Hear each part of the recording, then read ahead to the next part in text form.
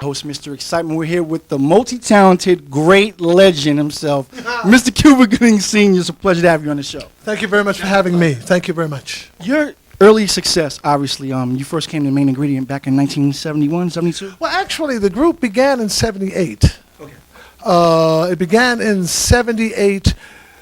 Wrong. I said 78. Let's start all over again. Start I have some, okay, Where right. did I get 78? 68 is what I meant to say. Forgive me. 1968. And now, and what happened was there was a fellow named Donald McPherson who was the lead singer of the group. He sang, "You've been my inspiration." You're quite a, and he did "Spinning Around It," and "I'm So Proud." When he passed away of leukemia, I took his place. We all grew up together in Harlem.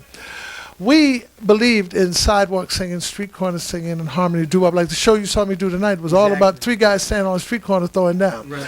And that is the lead that we took. When I sang Everybody Plays the Fool, we became worldwide acclaim.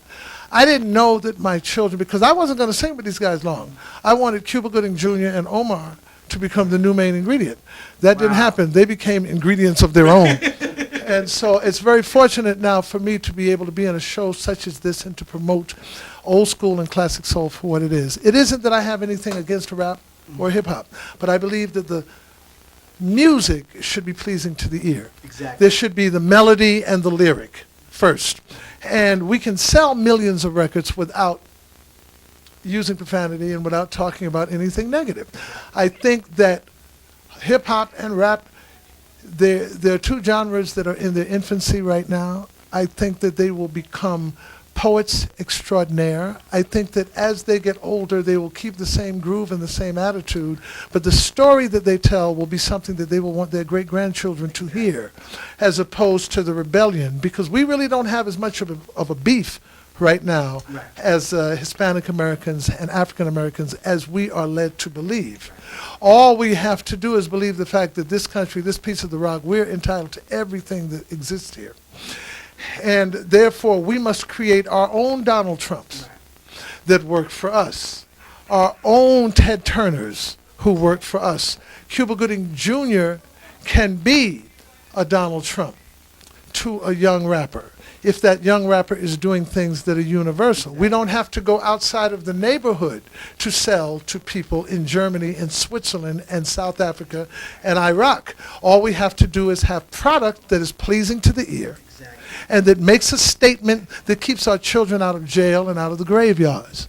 Okay? Well, that's what Cuba Gooding, that's what Main Ingredient, that's what Temptation, Shallites, Delphonics, old school, we're all the same. We're just different in age. But none of us are old because our music is brand new to every new generation that comes out. Tupac will probably be brand new 100 years from now when they played a song that he wrote about his mother. You see, so we're all the same. It's just that as long as there are demons trying to separate us from each other, then it will be that much more difficult for Cuba Gooding Jr. and Wesley Snipes and and Denzel Washington's of the future to hit home runs. But we can help each other. I'm just blessed and happy that at 59 years old, I still can sing these songs and I still can show an example of positive music. Then we can take it back. I remember when Harlem was the music capital of the world. It can be that again, okay, as long as we're here. Wherever we are can be Harlem. Wherever we are, unfortunately, can also be South Africa in the 60s, if we allow it to happen. So what do we have to complain about? All we got to do is try to love each other and agree with each other and believe in each other. I'm going to take you back for 1 second. We got some old clips from 1972.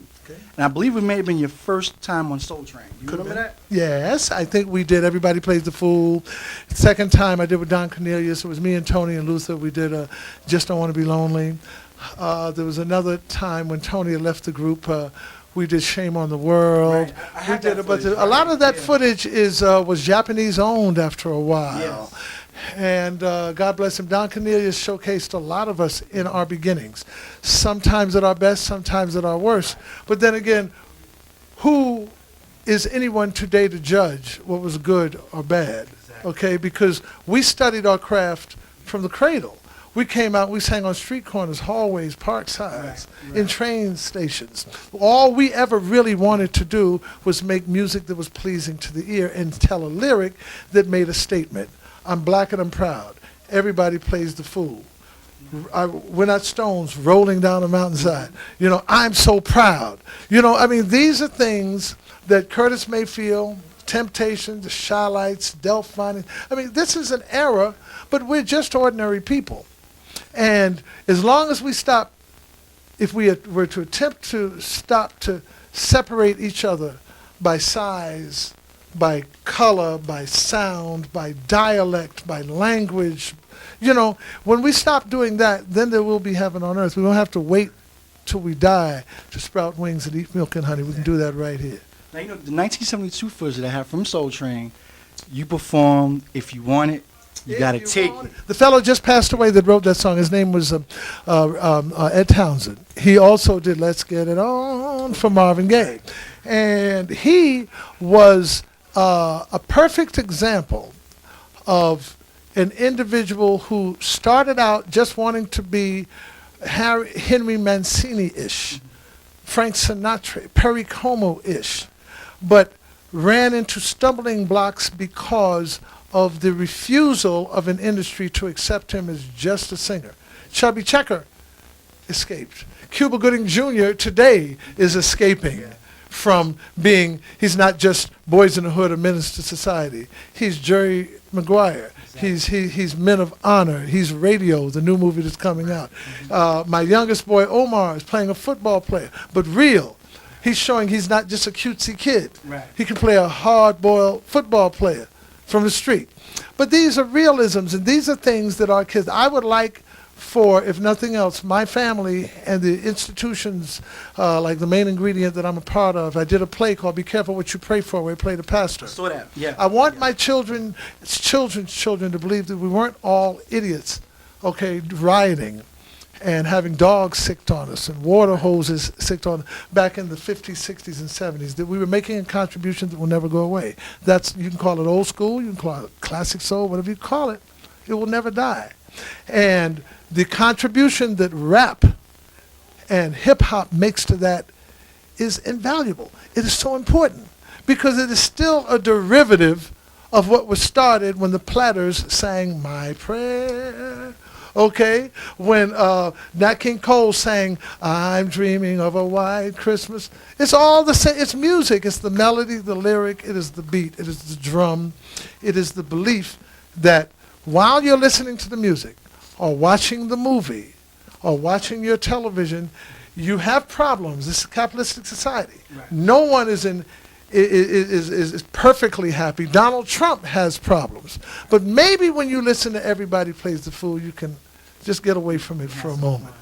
And that's what I'm Who about. were some of your musical influences? Jackie Wilson, Sam Cooke, Ella Fitzgerald, Sarah Vaughan, Tony Bennett. Okay, I'm talking about Johnny Mathis. All right, evidently the trials and tribulations he went through being gay, all right, are no longer fashionable today. Now it seems to be more fashionable to be gay in many instances.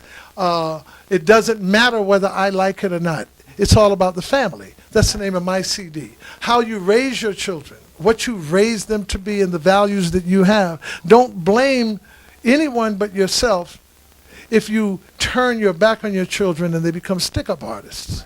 Okay, you can't blame anyone. It's got to start, and it takes two parents to raise a child. That's why my wife and I, even after divorcing and remarrying and may divorce again, it doesn't matter. Our influence, the positive things that we did, made our children strong enough to make families of their own. That's what being a parent is about. You did a great job with those guys. You did a great job with them. I only did what I was taught to do through the influence of my father, teach them to be men.